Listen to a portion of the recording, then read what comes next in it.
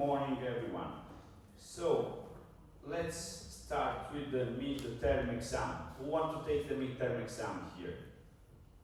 Hey, everybody. Okay. So, when do you want to take the midterm exam? Maggio. What did you say? 19. Okay, so 19. Yeah, 19 is good. 19 is good. Wednesday 19, okay? So we're gonna do it both Wednesday 19 and Monday 24. So people, because like for example, you Alisa had problems, right? As issues. So although also other students wrote me that they have issues, so we're gonna do it. It depends. Last year it was so many people that I need 4 hours, so 2 classes to take the midterm exam. So what I'm gonna say is, if it's not many people, we do 19, 1 hour, 1 hour exam, 1 hour classes. 24, 1 hour exam, 1 hour classes. So another topic, I'm thinking Monday 17 and Tuesday 18. I'm thinking of moving these classes to Friday 20, to Thursday 20 or Friday 21. But you have, so who is busy on Thursday morning and Friday morning? Lynn, Sabrina, what's your name again? Tina. Chin, okay. What do you have to do, Chin, on Thursday morning? Global Administrative Law. Okay, what about you, Lynn? I have both French and Global Administrative Law. Okay, what is Global Administrative Law? It's the law to administrative over global. What is law? It's law to administrative over global. Yeah, but administration is a state level, nations. You don't have, when you go to Questura, you don't go to the United Nations, you know, you go to Italian Questura, that's administrative law. However, good luck with it. Okay, let's see. This is 9 to 11, right? What about afternoon? Afternoon you have classes, right? You say 2 classes, Thursday afternoon at 2 p.m. Okay. Friday, no, it's too much. Okay, let's say Tuesday afternoon, no classes. Good. Okay, so the deal is Tuesday the 18th, we're gonna do class in the afternoon. I'm gonna say, and then I'm gonna write it on, Alisa is gonna write it on the Teams group. Okay? No, Tuesday the 18th. But I'm gonna let you know. I'm gonna write on both Microsoft Teams, your WhatsApp group, you're gonna know it. One way or another, you're gonna know it. So,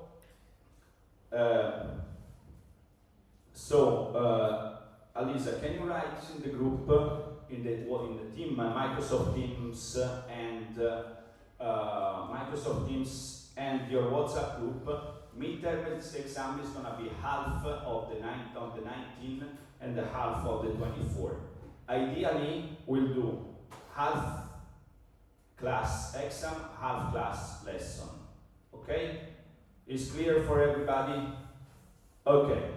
So, midterm exam. Midterm exam is gonna be until Jean-Jacques Rousseau. So, until what we're gonna do tomorrow probably, which is 40% of the program approximately.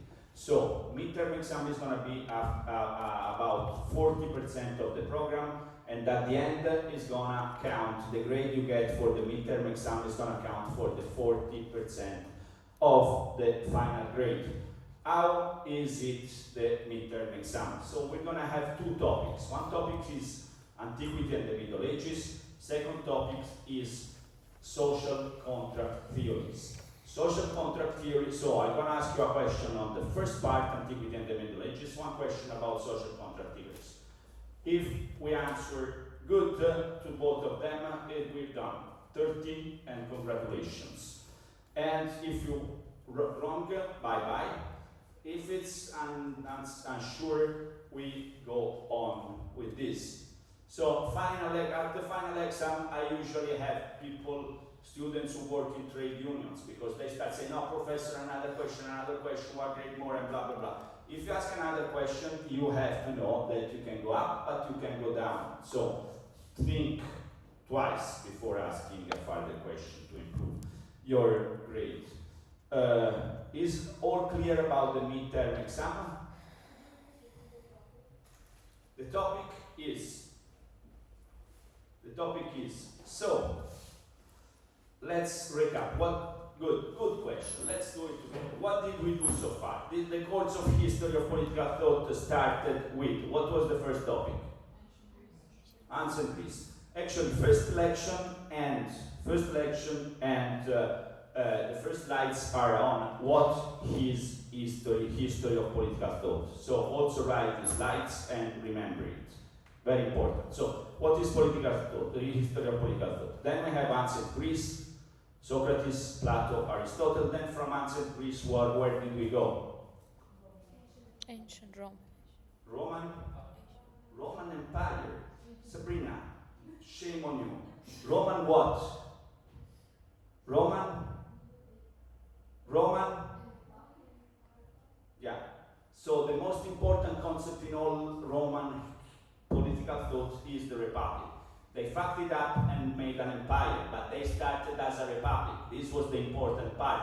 Then, Julius Caesar arrived, they established an empire, but from the moment they get into an empire and blah, blah, blah, it was not as ideal and as interesting as it was the republic. The republic is the crucial concept you have to remember about ancient political thought. Indeed, who wrote the book La Repubblica, the Republic? Who wrote this book? Plato and Cicero. So both the most important Greek political thinker wrote a book called La Repubblica, the Republic. And the most important Roman political thinker got this. So we have, what is history of political thought? Ancient Greece, Roman Republic. And with these topics we close with the antiquity. Where are we gonna go after antiquity?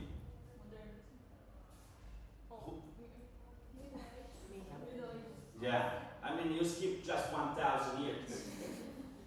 You skipped 1,000 years, it's a bit too much to be skipped. So, Middle Ages. What is the most important political institution in Middle Ages? Roman Catholic Church. We have a domination. We have a domination of the Roman Catholic Church over politics. So we thought politics is a consequence of religion. Politics is a consequence of, Christian morality. So within the Middle Ages, and the last thing, within the Middle Ages, so we have Christians, and then we have a guy who comes and says, let's start thinking about politics as a different thing, which is not linked to morality, but is an autonomous field. Who's this guy? Niccolò Machiavelli. Where is he from? Florence. Yeah. What is Florence? One city. A beautiful city, very important for the history of humanity, where we invented politics, Renaissance, the perspective, and then. So, in Florence, we started separating politics from religion. And so, here we are done with the first part of the course, which includes antiquity and the Middle Ages. The second part we started now is the social contract. Okay? So, what is your name again? Abnan. So, Abnan, you have something interesting to tell us, because you're from Oman, but you're from Bangladesh. You're from Oman or from Bangladesh? Technically, my passport is from Bangladesh because my parents, mom and dad, are from Bangladesh. But I was born and raised completely in Oman. But in Oman, in the Middle Eastern countries, they don't give citizenship on the birth, like not on the base of soil, but citizenship on blood. On blood. Yeah. Yeah. So if your parents are from Oman, then you can get the citizenship of Oman. But if you are born there, you cannot get it. It's not like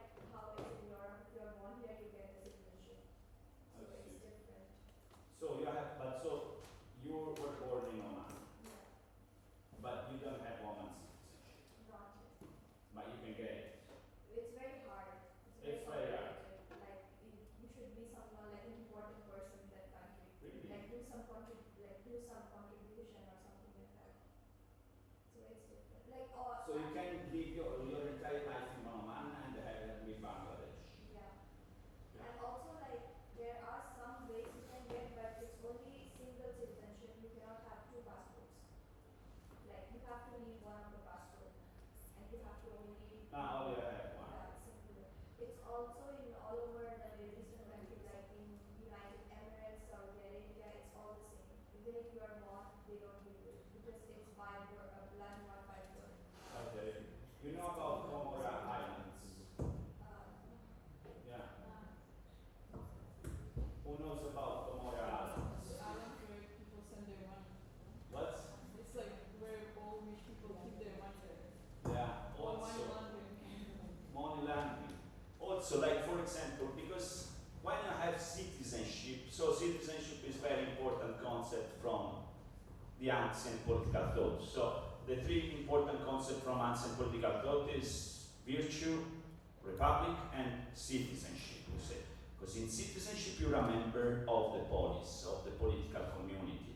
You can participate in the political community. So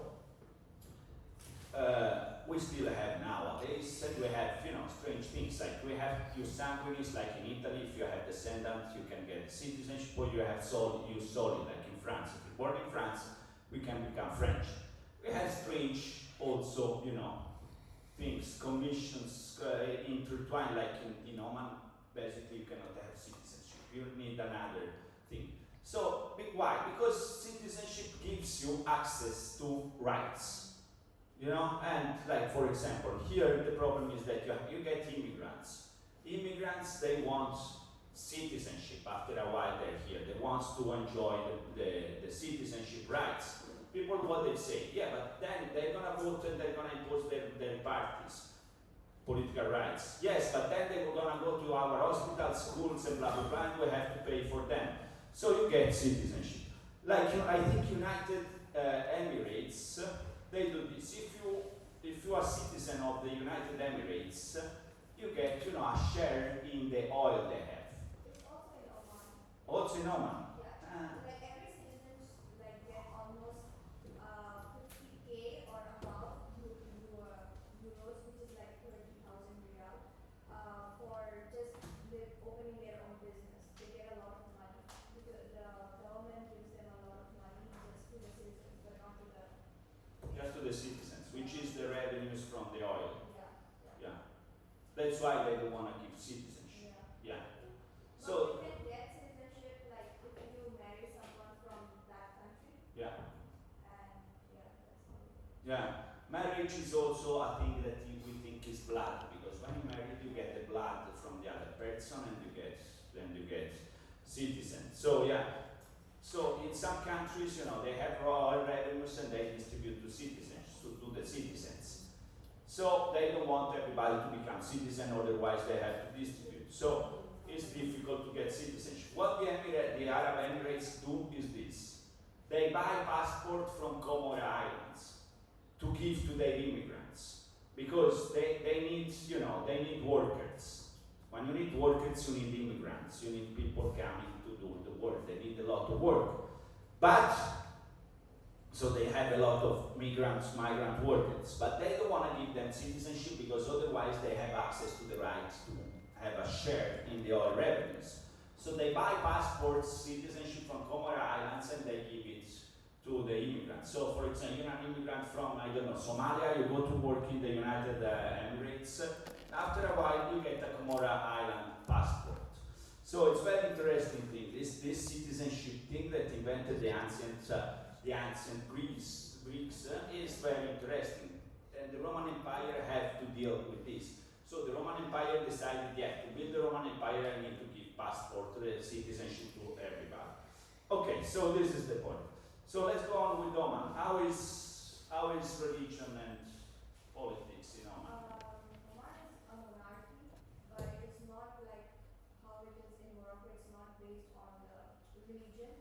Monarchy is based on the power. It's like philosophical. You have more. The first king who was more literate, knew more, was more smarter, and then it's their grandchildren like that. Yeah, it's the same. Yeah, What about it's religion? Religion is commonly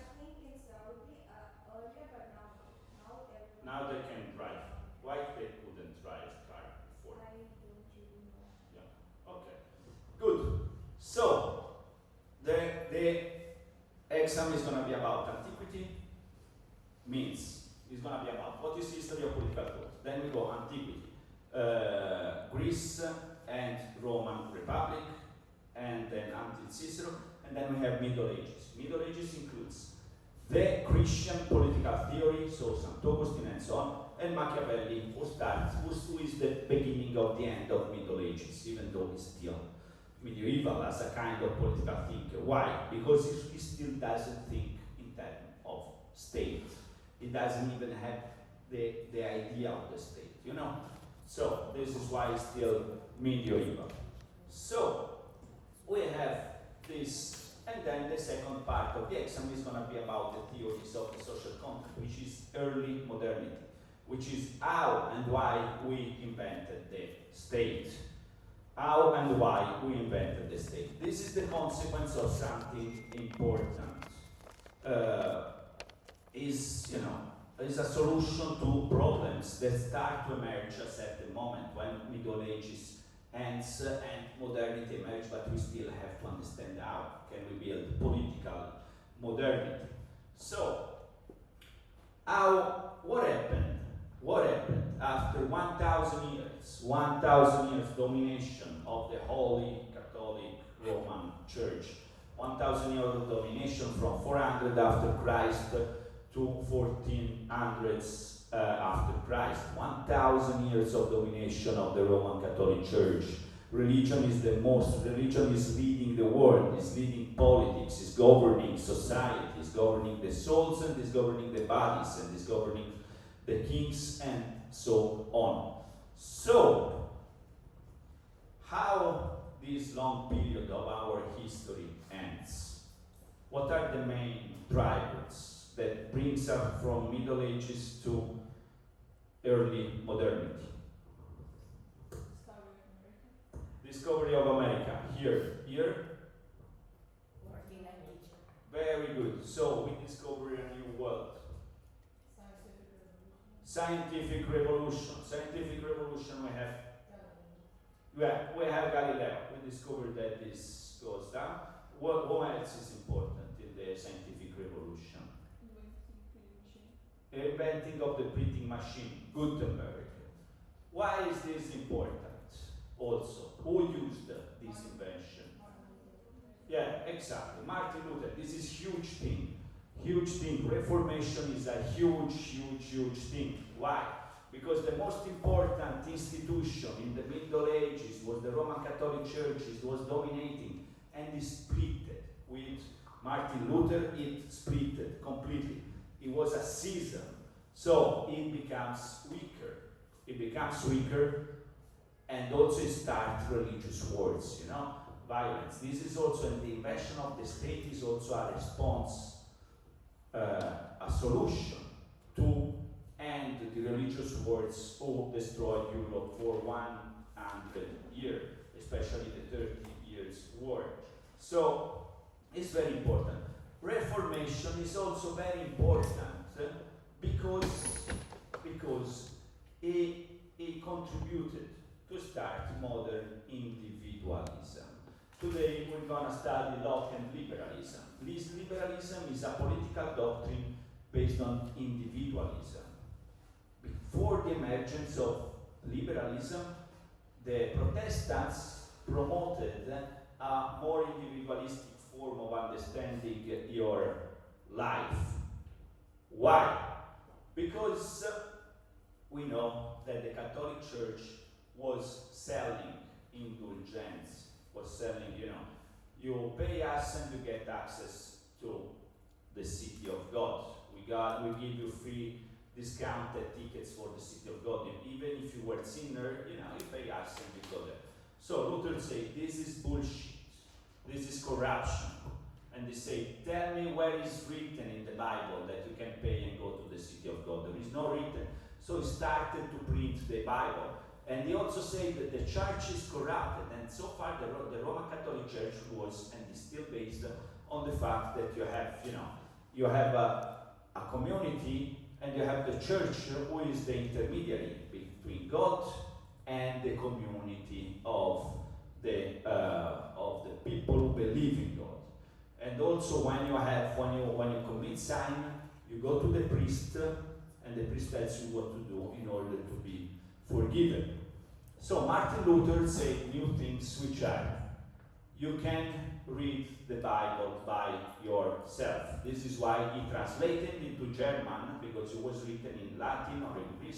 He translated it into German, and he started to give it to the people. Read it, so you can see that there is no idea of indulgence, that you can buy the access to heaven. So this is a novelty, which is, you can write by yourself. Also, you can talk to God straight away. You don't need also as the priest. You talk to the priest and the priest talk to God. No, you talk straight away to God. So you have an individualistic relationship with God. And so we will see that this is very important for what is going to happen, because modernity is based on individualism, is based on individual rights. So Martin Luther is very important at the beginning of modernity, the Reformation. And at the end of the course, we're going to study also this German thinker who's called Max Weber, very important. And Max Weber, what did he say? If we want to study the origin of capitalism, we also have to look at the Protestant reform. But this we're going to discuss it later on. So we have these important things: the discovery of the New World, the 1492, the Scientific Revolution, Reformation, and then we have an intellectual movement, which was called, how was it called, this also intellectual movement that contributed to moving from Middle Ages to early modernity? Renaissance and humanism. Where is it from, Renaissance?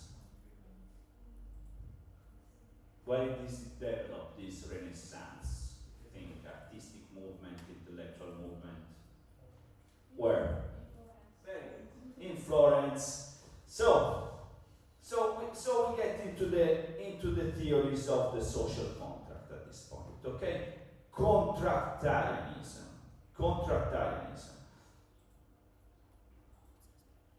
Okay, wait, I'm gonna find the slides so we can recap about contractarianism.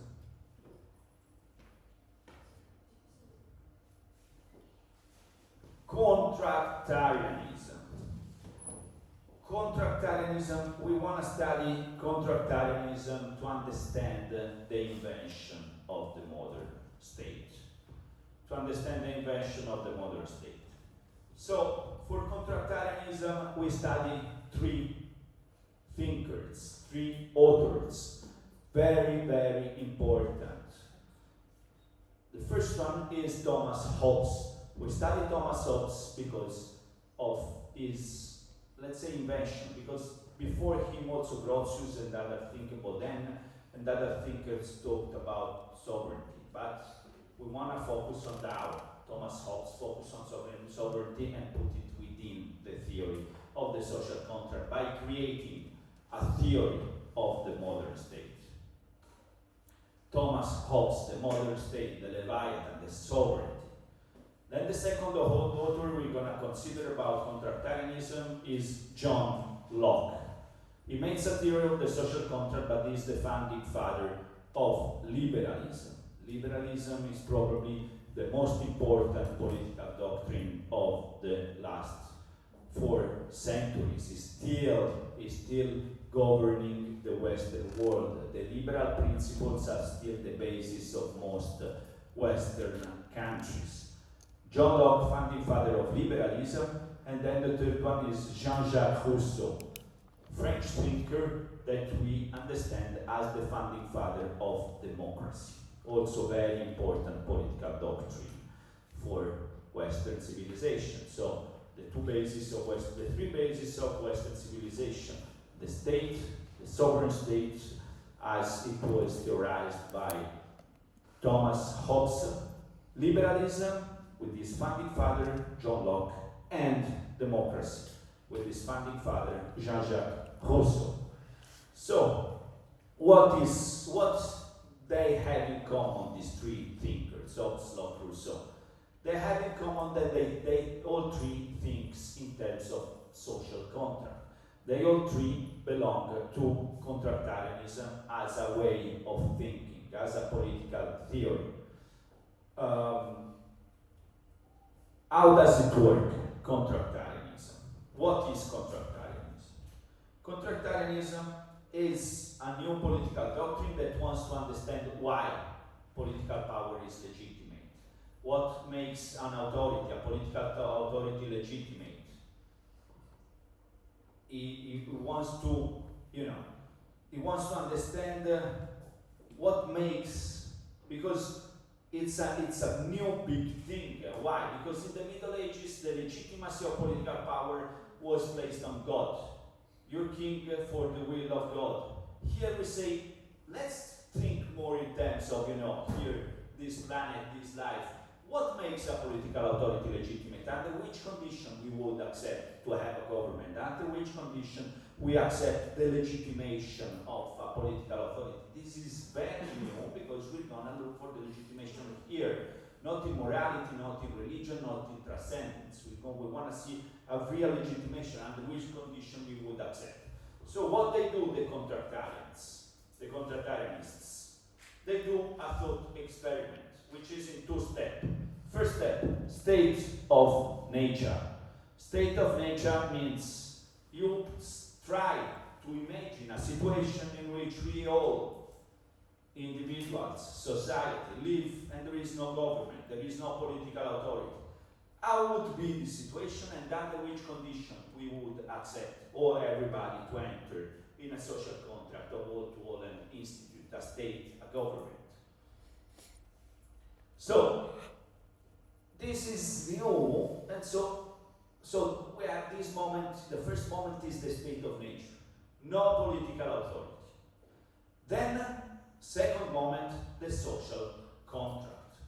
So, we decide all together to transfer our powers to the government, to institute the government. What is new? The new is the idea that the political power doesn't come to the will of God, but to the will of people. To the will of people. So, let's see now the difference. Let's see how does it work in the three thinkers. Thomas Hobbes, he comes and he says, look, if there is a state of nature, there is the war of all against all. Homo homini lupus. There is a situation in which people are selfish, envy, greedy. If I see you that you have, more money, more power, more sex, more everything, I want to have it by myself. And if I can do it, I will try. And Hobbes, is one of the first to say men are equal. But in which sense men are equal? In the sense that even the smaller one can come when you're sleeping and stab you. So there is this equality of men that means everybody, that there is in the state of nature, there is a situation of war. There is a situation in which I want to have your things and I'm ready to do everything to do the things. So this is negative anthropology. So you think, human beings are selfish, egoist, bad, and so when you have a negative anthropology, you always think that you need a strong political power in order to govern, in order to order human behavior. Yes? But how does the contractarianism reconcile with the individual freedom with the legitimacy of political authority? That's a good point. So, how does it legitimate? In Thomas Hobbes said, once you give your power to the Leviathan, you shut the fuck up and you have nothing to say. Because otherwise there is no order. Today we're gonna study liberalism. Which liberalism is exactly what you say. So liberalism starts and say, I agree on making a state, but we have to make limitations. We have to make limitations, and these limitations are called rights. Natural rights, legal rights, civil rights, and so on. So, liberalism is exactly what you say. Today we're going to study John Locke, who go and say, Hobbes, great theory, but what about individual freedom. What about the individual? So liberalism is the reaction to say, yeah, let's give all the powers to the state, but let's also put limitations. So, for Thomas Hobbes, he says, we have to make a contract. This contract, a covenant, a pact. This covenant means we sit all here all together. We just finished. I stole your computer. You stole my computer. You killed my son. I raped your wife, and blah blah blah blah. So we sit down here and say, okay, let's try to make a pact and to stop this state of war of all against all. So we make a covenant. We make a covenant. So everybody has to say, I authorize, I give my right of governing myself to this man or assembly of men on this condition, that you also give up your right to this assembly to this man or assembly of men, and authorize ill actions in same manner. What does it mean? Yeah, I tell you, you stop stealing my money, and I stop raping your wife. So we have a covenant of this. How do we do? We say we give all the power to this sovereign, to this Leviathan. That can be an assembly of men, means a government with more people, or one only man. Obviously, Hobbes say one single monarch is much better. So he prefers this situation. So when we give this authorization, we create the Leviathan. The Leviathan, indeed, if you look at the cover of the book, of this very important book, you see that you have all these small citizens into the thing. So you have a huge power which has a sword that can kill everybody, but this power comes from the fact that you have all the citizens in it. The Leviathan. So the Leviathan, the Leviathan, if you think, is a kind of, say, yeah, so far God was governing the world.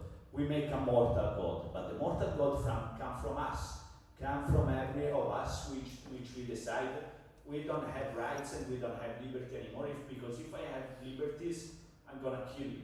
I'm gonna try to take your things. I'm gonna steal you. I'm gonna compete with you to have more resources, more power, more money, and so on. So I have to give all my rights. And this is our friend Thomas Hobbes. So we still have to say something about Thomas Hobbes. So this power that we have to give to the sovereign in order to make the society, to make order in society, is the sovereignty, which is an absolute power. There is no bigger power than it. Indeed, and this is the foundation of a state. This is the foundation of a state, sovereignty. We have seen that almost all the constitutions of the states in the world have the word sovereignty somewhere. To say I'm a sovereign state means I have no power above my own power. I'm a sovereign state. In contemporary world, sovereignty goes still to states, to nation states. I mean, you have the United Nations, you have the European Union, you have international organization, but at the end, if the government, if the states say no, it's not at the moment. It's not at the moment. So, we still have sovereignty in the states. And without sovereignty, a state is not sovereign. And we have seen that this state thing, this sovereignty things, come from the fear of violence. Come from the fact that Hobbes said, yeah, human beings can exercise violence. In society, can steal, can commit crime, but also on the general level. It was living in the situation of the religious wars, and they saw that there was a lot of violence. So, how to stop this violence? You have to create the state. The first issue that we invented the state for was to prevent social violence among individuals. How do you fix this social violence problem, you have to build political violence and to put it all in one only legitimate hand, which is the hand of the state. You have to constitute a political, public, legitimate form of violence. We can, prevent every form of social violence. So, a state becomes a state at the moment in which, if you come and try to steal my wallet, we can be pretty sure that I can call the police and the police can catch you. If you are going to kill my brother, we can be reasonably sure that I call the state and they're gonna look for you, they're gonna keep you, and they're gonna put you in jail. A state is a state when you have a reasonable expectation that who breaks the law is gonna make him pay. Through what? Through a kind of, organized violence based on coercion. Based on coercion. Coercion means that the police can come to you and can make you do what the state say you have to do. Coercion is the fact that jail exists and you can reasonably put people who breaks the law into jail. Then you can bring people that breaks the law in front of a judge. So coercion, legitimate violence, monopoly of violence in the hand of the state.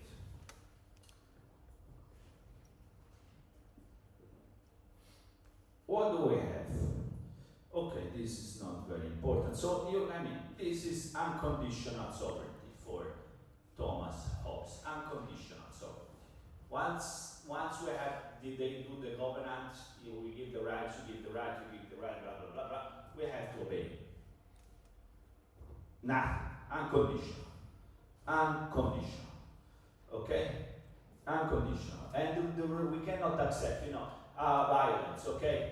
He killed my brother, so I can punch him in his face. No. Even small violence, only the state can exercise violence. Okay? So even if it's gonna exterminate all your entire family, you cannot even kick him once. Because the only legitimate subject that can make violence is the sovereign power. And to be a sovereign power, you have to remove all violence from society. So unconditional sovereignty. What is liberty then? What is liberty? What is liberty? Liberty is when there is no law, when the sovereign didn't make law to say you have to do this, you're free to do whatever you want. So this is the concept of negative freedom. The concept of negative freedom. Then we're going to see here Jean-Jacques Rousseau the concept of positive freedom. But the concept of negative freedom means that freedom means where there is no state, when there is no laws, when there is no sovereignty, when the sovereign said, okay, this is not important, we don't have to write a law on how you tie your shoes, so you're free to tie your shoes however you want, we didn't make a law on the fact that you have to put your pants in your legs, so if you put your pants in your hand, in your head, you're free to do it, negative freedom, you is where there is no law. The subject is free to do what he wants or what she wants when the law is absent or silent. So, for Hobbes, entering into the social contract implies a restriction of liberty, and the citizens remain free when there is no law that prevents you, that forbids you to do something. So, negative freedom is the absence of external. Liberty is the absence of external impediments, he wrote in the Leviathan. This might take the forms of physical obstacles, moral obstacles, rules such as the laws of nature, of civil laws. When there is no obstacles written in the laws, you're free. Negative freedom. Okay, then we have this quotation, but it's 10 o'clock and we go to Locke. John Locke, founding father of liberalism. Founding father of liberalism. So it's very important because with John Locke is also one of the first thinkers of the Enlightenment. We will see soon the Enlightenment.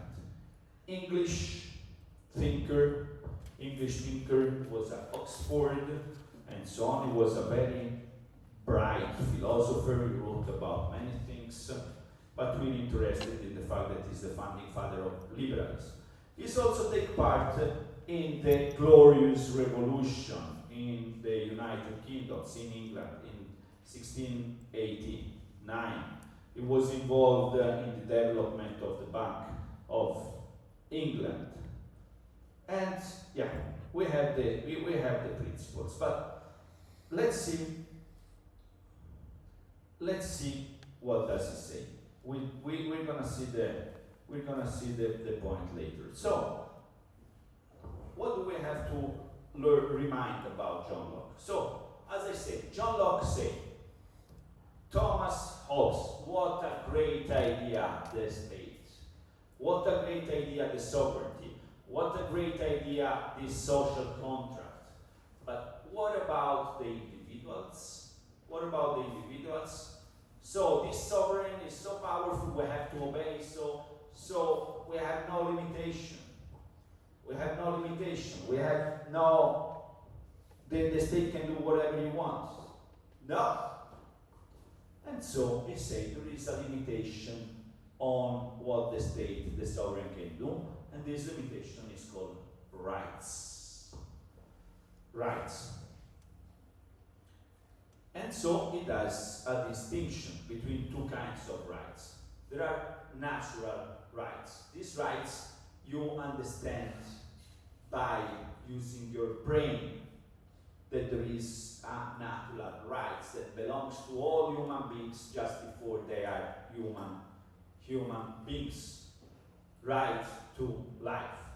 Right to life is a human right. The right not to be killed, the right to preserve your life. This, you don't have to be a lawyer to understand that there is this right. So it's a natural right because you see by yourself. Right to liberty. So, Locke believed that individuals possess a natural right to freedom, including the freedom to pursue their own interests, make choices, act according to their own will, as long as they do not infringe upon the rights of others. Third, right to property. So, it said we have three natural, let's see now the natural right to property. But so, what it says? It says there are rights. We have to think in terms of rights to understand when there is a limitation, when you can put a limitation to the sovereignty, to the sovereign state, to the Leviathan. We have to make a limitation on the power of the Leviathan to, respect individuals.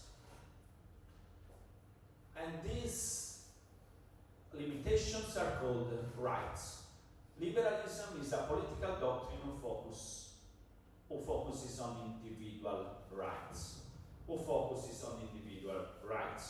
So what it says, Locke, is we have two kinds of rights. Natural rights and legal rights. Natural rights and legal rights. So the natural rights are those rights that you understand that believe to people, but because they are human beings. What we nowadays call human rights. Human rights, so we say independently from the state, independently from the sovereign law under which you live, you must be respected in some natural rights. The first of these natural rights that we all recognize is the right to life. We deserve, we have a natural right to self-preservation, to protection from harm. These rights forms the basis for all other rights in this inviolable. Then you have the right to liberty, we just mentioned, and then he also said you have a right to property. For him, you have three natural rights that for Locke they are very, very important. So he argues that individuals have a natural rights to acquire and possess property through their own labor. He contended that when individuals mix their labor with natural resources, they thereby acquire ownership over these resources. This right to property is essential for individual autonomy and economic independence. So you have to understand that, at the time in which he was living, all over the Middle Ages, the property was of the king, of the monarch, of the sovereign.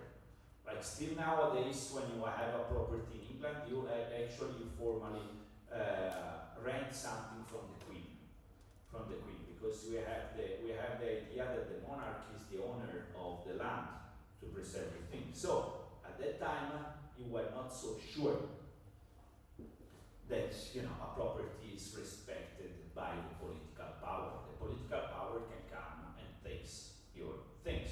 So for him, it was crucial to establish a right to property. How does he establish this right to property? You say property is legitimate by labor. Labor is your activity as a human being. When you mix your labor with natural things, then you have a product that is your own property. This table, I see a tree, I cut the tree, I bring it to my laboratory, I cut it, blah blah blah, I work 2 weeks and then I have a table. This table is my property because it comes from the mixing of my labor, of my activity with natural resources. So this is the legitimation of property, and for him there are natural rights: life, freedom, and property. That property is also pretty important for liberalism, because liberalism then become pretty much intertwined with capitalism, which is also very much linked to the right to property. Professor, Yes. how did the concept of natural rights evolve from the ancient philosophy to enlightenment? To enlightenment. So what we have, because natural right means that it's kind of have for some they have a divine source. So we think it's divine. We think natural rights come from God. Or we think they are natural in the sense that, your common sense can recognize them as natural rights. Then enlightenment was pretty more secular. So they say we cannot think these metaphysic entities. So let's make natural rights linked to something which we can recognize clearly and legally, which is the fact of being human. So we go from divine rights, natural rights, to human rights. And then we will see that legal rights also, they will have an evolution, and we will see with the French Revolution that, rights, we have civil rights, political rights, and social rights.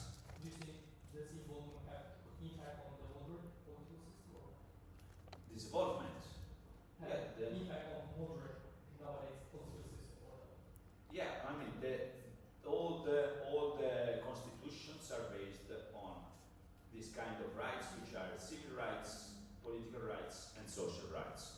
So after the Enlightenment, we started to write constitutions. After the French Revolution, we started to write constitutions which are based on rights, and we started to make, declarations of rights at the international level, local level, and yeah. Was this question? I answered. Okay. Yeah. So Locke, liberalism. What is the purpose of government? The purpose of government is to protect these natural rights. So it says, individuals enter a social contract would agree to enter a social contract only if the political authority respect, preserve, secure these rights. These rights. But these rights must become as a limitation for the government. The rights of the individuals are the limitation, are the limit of the government. The government cannot act beyond these limitations. So, let's see. State of nature. State of nature. State of nature is different in Locke from Hobbes. Is different. Is different because in Hobbes it's a mess. It's a war. It's a state of conflict. It's a state of, domination and search for domination. It's a state of chaos. So, negative anthropology. Negative anthropology. For John Locke, is not that bad. Is not that bad. For John Locke, so it doesn't have such a negative anthropology like Thomas Hobbes. Thomas Hobbes say, yeah, men are bad and there is a lot of chaos. For Locke, the state of nature is a state of peace, goodwill, mutual assistance, self-preservation. In the state of nature, everybody is free. Everybody is free, can do whatever they want, but they understand that there are natural limits, they respect each other, it's not that bad. Because why? Because human beings, they understand there are natural principles, there are natural rights, they understand, they use their brain and they understand, yeah, there are natural principles, let's respect these natural principles. The human beings understand, according to Locke, the human beings understand that killing each other is bad, even without the need of the state. They don't do it naturally. If you leave them in a state of nature, you will have this situation of natural sociability based on both freedom and equality, So it's not that bad. It's not that bad. So the anthropology is not that negative. But there is a problem. There is a problem. There are disagreements, there are conflicts between human beings. So, who decides about this conflict? Like, for example, I'm gonna steal Sabrina computers, okay? Sabrina, but she say, no, it's mine, you stole mine.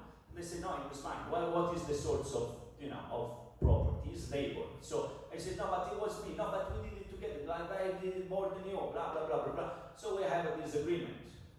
But how can we fix this disagreement? Because I'm gonna say my things, she's gonna say my thing.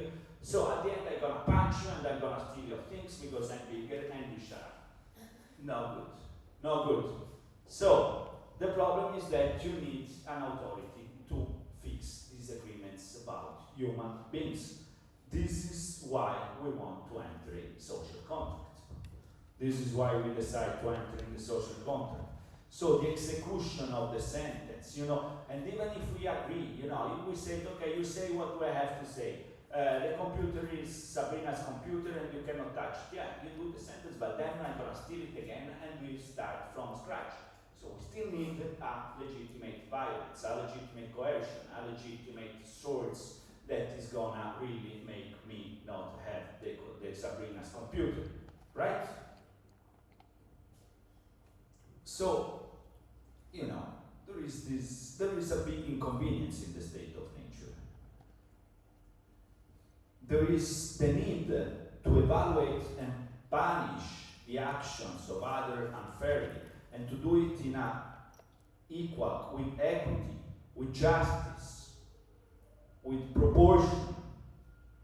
We need one power to back and support the sentence, the right decision, and to give it due execution.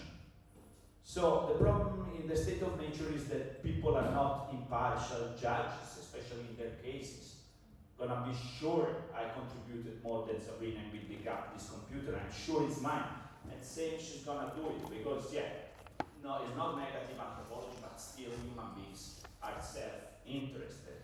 So it's a balance anthropology. It's not that bad, but still, when it comes to important decision, we act selfishness. So solution, the solution to this, what is the solution to this? The solution to this is the social contract. So we make a contract, we give up some of our rights, some of our liberty, and we decide we have a state. So, you know, this problem of the computer is gonna be fixed for everybody, and we will have sure situation to fix the thing. So, again, how is the state of nature in Locke? Everybody is equal, has liberty, follows the natural laws of region, which are don't harm other, so right to life, right to liberty, right to property. So, I mean, these are natural rights, so they are some kind of respected in the state of nature too. But also, everyone has executive power, because we don't have government, we don't have executive power, we don't have the state. So, executive power is to me. What does it mean? I judge myself, is computer is mine or Sabrina, I decide it's mine, and I'm gonna execute the judgment I made by myself. I kill Sabrina, and I take the computer, and bye. So I even break the natural law, because in theory, Sabrina has natural right to life, but I'm so angry, and I still think I suffered such a big injustice that I'm gonna kill Sabrina, and, you know, destroy her body and put it in ashes. So, we're gonna go to social contract to save Sabrina's life. So, we're gonna get to the social contract because we want to fix this disagreement. This is why for liberalism, for liberal theory, rights and courts are so important. If you think, you know, democratic doctrine is obsessed by the fact that everybody has to participate and elect the legislative power and participate in decision of laws. Liberalism is much more interested in the fact that you must have your own rights and you must have a court to decide upon your rights. So courts are very important for the liberal doctrine.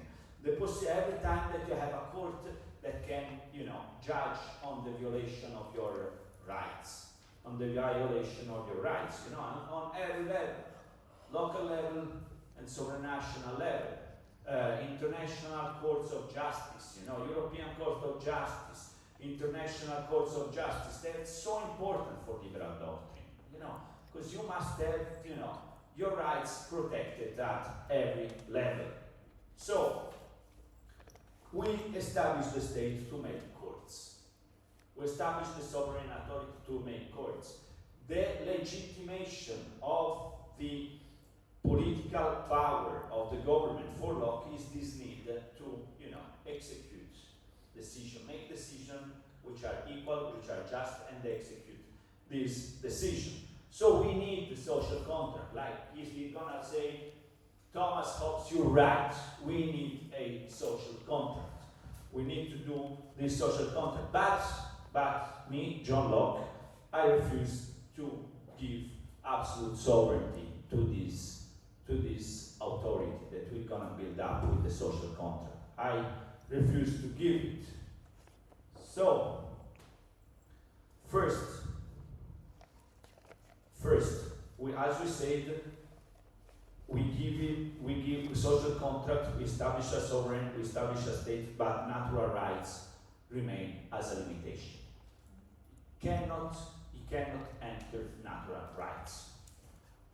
What if he enters into natural rights? There is another right, according to Locke, the right to resist. So, when the authority enters into your rights, you have the right to resist. You have the right to overthrow this government, to change this government with another government that respects your right. Why? Because the government violated the contract. In the contract, you write that you have to respect your natural rights.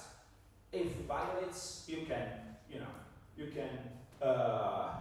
resist. You can overthrow the government. This is the basis of the United States of America. You know, of the United States of America. It means that, you know, the government cannot enter, your private right, and that if they do, you have the right to resist. This is why in the Constitution they say you have the right to bear arms. Because this having a gun can serve you to overthrow the government if needed. This is why when they attack the Capitol, they say to exercise our constitutional right to, overthrow the government. So in the American Constitution, you have the right to resist.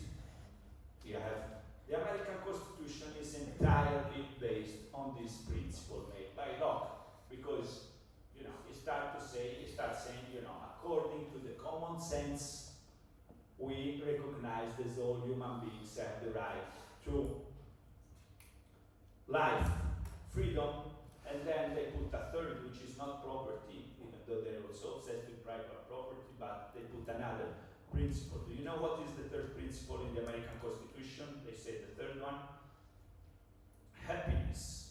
All human beings have the right to life, freedom, and the pursuit of happiness, and we want the government to serve this principle. It's the same thing that Locke says, and also put the right to resist the unjust government. And the right in the Constitution to bear arms, to have guns, it's a consequence of these ideas.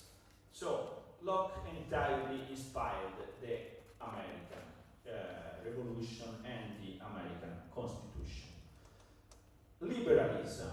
Liberalism is a theory based on individual rights and unlimited government.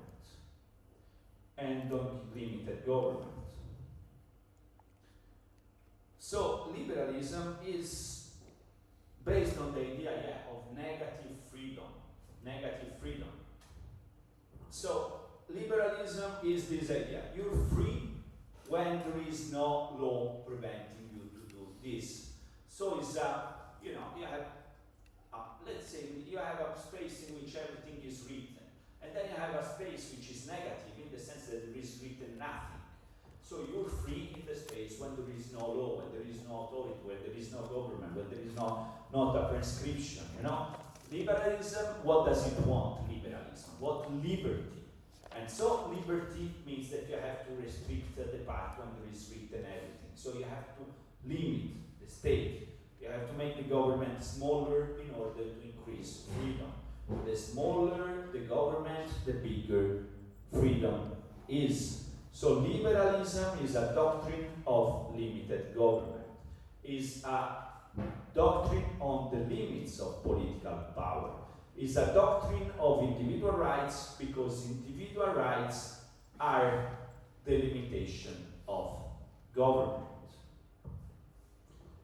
This is what liberalism means. And John Locke, his founding father, said, government loses its power if it oversteps the prescribed limits. So, when he oversteps the prescribed limits, means when he violates the social contract, people will no longer have obligations to obey it, and will have the right to use the force to protect themselves from it.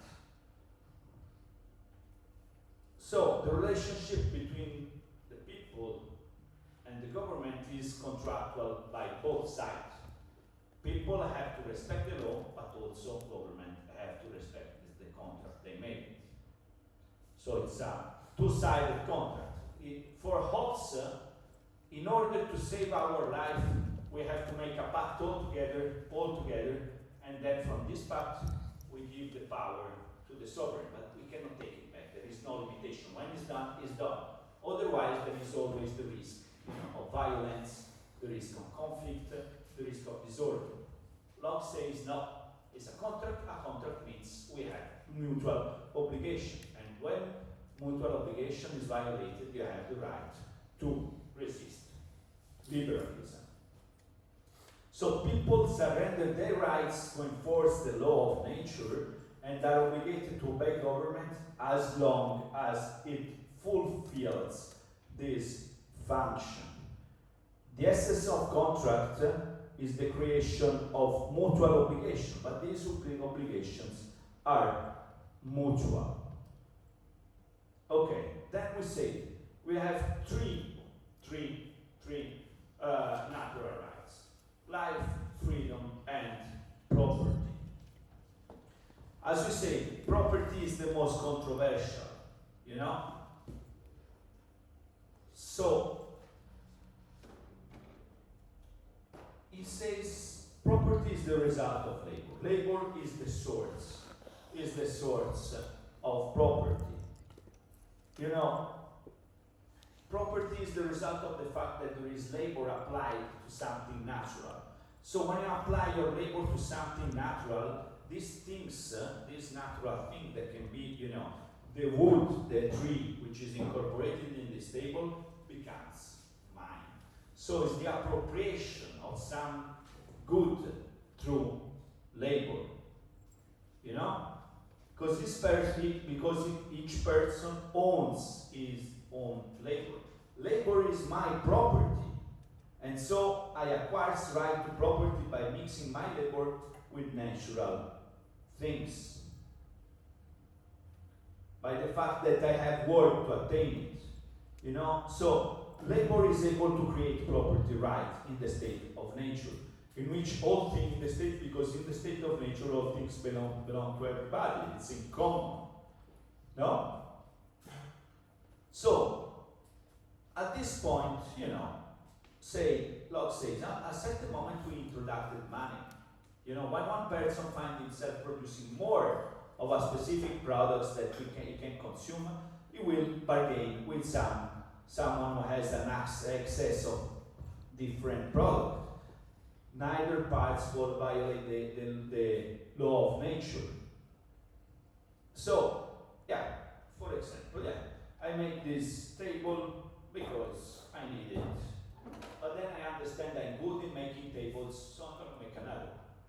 Actually, I only need one table, you know, and this is the situation. So, then what's your name? Mormuro. Nurmurod.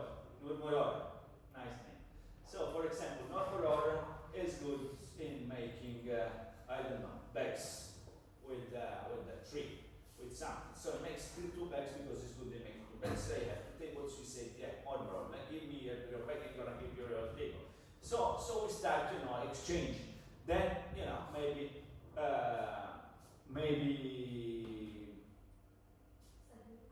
Sabina or Sabina in this class. Who's Sabina, right?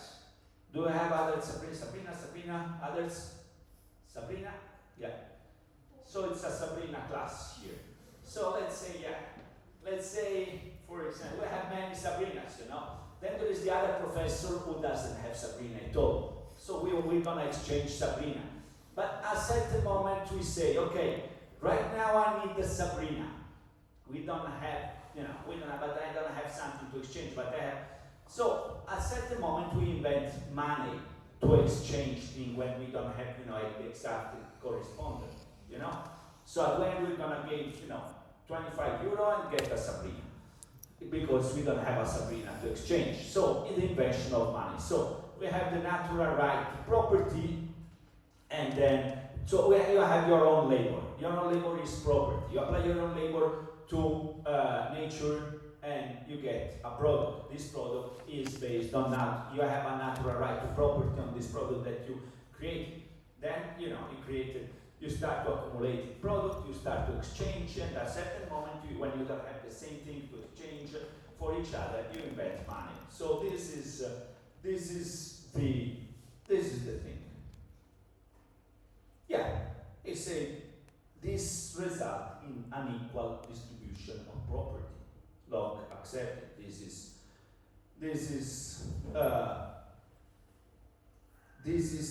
a problem, but also to respect these rights to property, which still exists, we enter into the state of nature. So let's see again the most important principle. So we have to understand that liberalism is very, very, very, very, very, very important. Professor, I want to know, why is it unequal? It is unequal because we say, for example, human beings, they are equal by nature. So human beings are equal. Okay, but then you see that even if they are unequal, it ended up in a situation in which some people have a lot of property and some people had no property. But they're buying it with exchange of money, so Yes, it's not unequal. it's not, we can say it's just, but it's unequal in the sense that somebody has a lot of things and somebody has no things. So why if we born equal, one person is super rich and one person is super poor? But they're exchanging in money, like Yeah. I said, so they can make more production of it somehow. So I mean, don't you see that, for example, if we say we're all equal and there is so much difference in private property, it's a contradiction or not? What do you think, guys? So, Can you repeat? so I mean, if we social contract, modernity, start to say all human beings are born equal. So we're equal human beings. But then we see that in reality we have, a lot of inequality. Because some people is super rich, some people are super poor. So is this a contradiction or does she say this normal? It's contradiction. It's contradiction. Did they earn the money? If someone's super rich, Yeah. they earn the money. Yeah, they say, somebody started, there is a legitimate origin of this because people apply their labor to things. So there is always, a legitimate origin of property. So even if it's inherited, according to John Locke, they say, yeah, at the beginning you have this labor thing. So you say it is legitimate. It's fair. It's fair. It's fair. It's fair. Yeah, it doesn't feel good that someone's born richer, but it's legitimate. What's the problem? Yeah. Is that right? Yeah, but according to Locke, we're still equal even if someone rich or someone poor, we still have right to liberty, life, and property. We're Yeah. still equal in terms of rights. Yeah. But you still disagree with this property thing. I mean, Locke agrees. He said, it's legitimate, guys. I see there is a contradiction, but this contradiction is legitimate. This is what Locke said. Right? That's capitalism. That's The bitter truth of capitalism. Yeah, the principle of capitalism. So let's say, what is the point? The point is we have these three rights: life, freedom, and property. Property comes up with an evident difference, with a clear difference. But the point is legitimate, so it's acceptable. It's acceptable. It's legitimate. It's a natural basis. So yeah, liberalism, fosters free exchange, free market because it's very much focused on the right to private property. So it's very much linked to capitalism, to the development of capitalism. Liberal countries are always capitalist countries. So yeah, for Locke is absolutely legitimate. We say we have to respect private property as a natural right even when it comes to be, a source of differences, of inequalities. Then in 5 or 6 classes ahead, we're gonna see a doctrine who's gonna say, yeah, but if we say all men are equal, are born equal, they should have the same rights and so on. But there is this huge differences between rich and poor. There is so much inequality, social inequality. These principles are not respected. If we say all human beings are equal, we should also make up more material equality, not this huge disproportionate thing. And this political doctrine will gonna fight against liberalism is called communism or socialism. Yeah. So we're gonna discuss this, but this is gonna.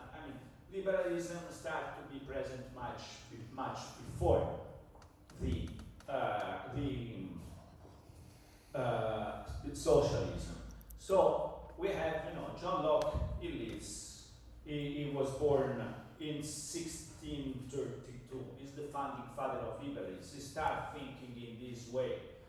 So we need from Locke, we need at least, 170 years before that this principle becomes really, really strong reality, let's say. Because liberalism is an idea. At a certain moment it becomes constitution, it becomes political, it will become constitution, it will become political institution. Which events make liberalism from an idea to a political constitution, in your view? What happened in history that starts liberal states, liberal societies? The French Revolution and the Industrial Revolution. The American Revolution and the French Revolution. Because they write constitutions in which you have natural rights, in which you have limitations of the government, and in which these ideas, become such political institutions. At the end of the 18th century, these, the ideas of the social contract were developed for 2 centuries, 3 centuries, and then at the end of the 18th century, especially in 1789 with the French Revolution, but also 3 years before with the American Revolution, they become political institutions. So 300 years before an idea comes into effect. Then, 19th century, we start to have a new doctrine. They start to say, yeah, but this is, you say in this constitution, you read human beings are all equal, but you look at the situation, there is so much inequality, you have to make also social equality. Socialism. And then socialism will also become constitution, will also become political institution. When socialism become a real constitution, political institution? Who knows that?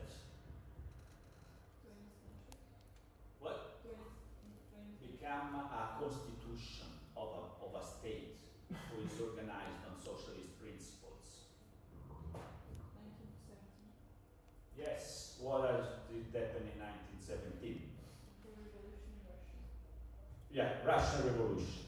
Russian Revolution. So, yeah, Lenin, if he really felt very much, it was like Robespierre, it was like the French Revolutionary. He said, as the French revolutionaries made liberalism a constitution, a political doctrine, I'm going to make socialism a political constitution. Okay, so Locke is the founding father of liberalism. We have natural rights, which human beings possess because they're humans. Then you have legal rights, which are derived from the law of the state. Legal rights versus natural rights. We have a social contract because in the state of nature, people would not have been able to resolve controversies, to fix controversies, to fix, to make decision, to execute decision about justice.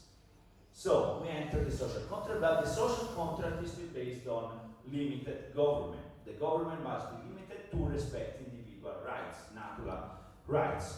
He also wrote a lot about religious freedom, toleration. So for him, you remember that we had this religious war problem that Hobbes was obsessed with. There is religious war, there is so much problems. So he said, let's make religion a right, a liberty. Otherwise, we're not gonna end up in anything. So he started to say, yeah, let's make it right. You can believe what God you choose, and is your individual right. Let's stop to make religion a question of state. Let's make it a right, and let's make a situation based on toleration of other religions. Because during the Middle Ages, you say no, religion is the principle of politics. So when people start to believe another God, start to become from Catholic to Protestant, you cannot accept, because it's not only living under another religion, but religion is the basis of politics. So we cannot accept this. We do religious work. Locke, liberalism, you can believe whatever God you want, but it's your private business, it's your own business, it's not public. And we might promote toleration. Toleration, you have to tolerate all religion because it's your private stuff, it's not politics. whatever you want. It's private, it's not public anymore. So we get out from this link between, according to Locke, according to the Enlightenment, you have to get out of this interlacement between religion and politics by making religion a private choice of everybody and by promoting a principle of toleration. Then we say that there is this right to resist. The origin of power is a social contract, and if the government violates the social contract, we have to resist. So these are the basis of liberalism. In the slides you're gonna find more details. Please read it. Please read it. What we have to understand is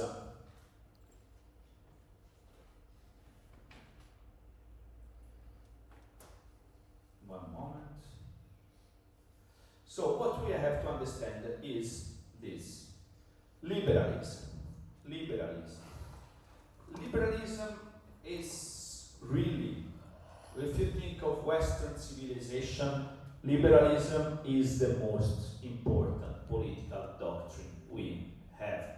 So you have to be aware of what does it mean being liberal, and what's the difference between being liberal and being democratic. What is the difference between being liberal and being Republican, for example? So, first, the individual is the center of politics. The individual is the most important and sacred thing in politics and in society. Liberalism is based on a deep respect of individual rights. Second, the community or society is nothing, is composed by the individuals who are part on this. So politics is only, a mean, an instrument to preserve more the individuals and their rights, to protect their rights, their natural rights to property, to freedom, to life. Is an instrument. But liberalism is based on the idea of rights and on individual rights. Politics is important because you establish, a sovereign power who is going to protect your rights, because it's going to establish courts in which you can go to courts to make respect your rights.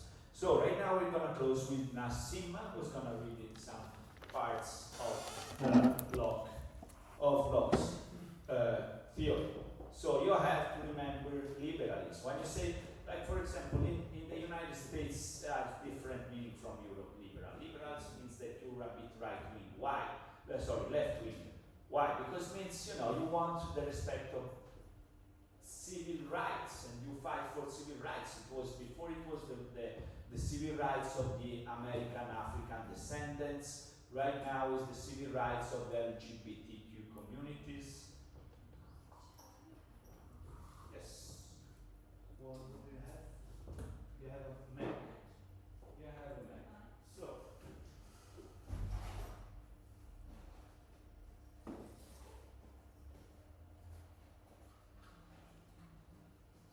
Okay.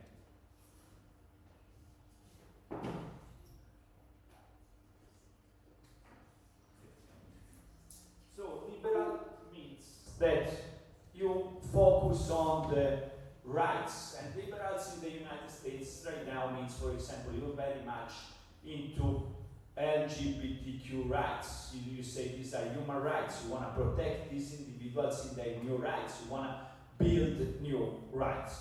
But the important thing in liberalism is individualism, rights, limited government. We're going to finish tomorrow. Thank you, Nassim. The floor is yours. Okay. I don't want to do the introduction because I think the professor explained very well this part. So and I want to talk about the second treatise, the book of John Locke, which the first part is going against the idea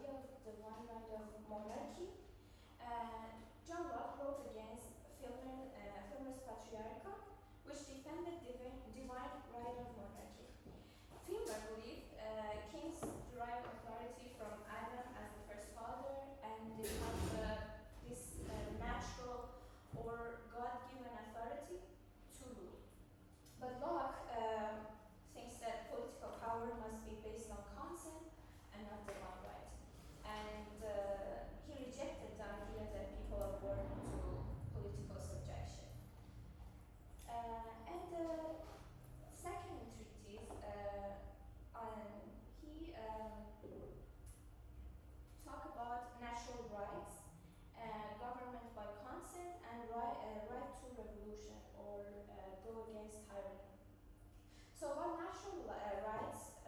It's rights to life, rights to liberty, rights to property. I can say he was kind of an economist as well because he talks about property a lot. And freedom of thought, freedom of speech, right to have a family, and government. He believes that government exists to protect people's rights and to protect these rights, the basic rights, and people form a social contract surrounding enforcement power to the state. And the second treaty of a just government, he outlines the concept of social contract where people form the government to protect these, basically, the natural rights. If a government becomes a tyrannical, Locke asserts that people have the right to overthrow and do revolution, and his ideas also influenced American and French Revolution in the future. Here also said about tyranny in the slides that if the government is not ruling right and fair, he thinks that people have the right to overthrow it and do revolution. And here I talked about his legacy, which influenced the democratic governance, constitutionalism, and mostly, like importantly, liberalism, and also the future revolutions. And I want to mention also 3 parts of these treaties. The first one is on the natural rights and governments by consent. To understand political power right and derive it from its original, we must consider what state of men are naturally in, and that it's a state of perfect freedom to order their actions and dispose of their possessions and persons as they think fit within the bounds of the law of nature, without asking, leave, or depending upon the will of any other man, which here he's again saying humans are all free, equal, and no one has the right to rule over another without consent. And second is on the right to revolution. Whenever the legislators endeavor to take away and destroy the property of the people, or to reduce them to slavery under arbitrary power, they put themselves into a state of war with the people, who are thereupon absolved from any further obedience and are left to the common refuge which God hath provided for all men against force and violence. And here justifies the right to resist or overthrow a government that violates people's right, a principle that later also influenced American Declaration of Independence.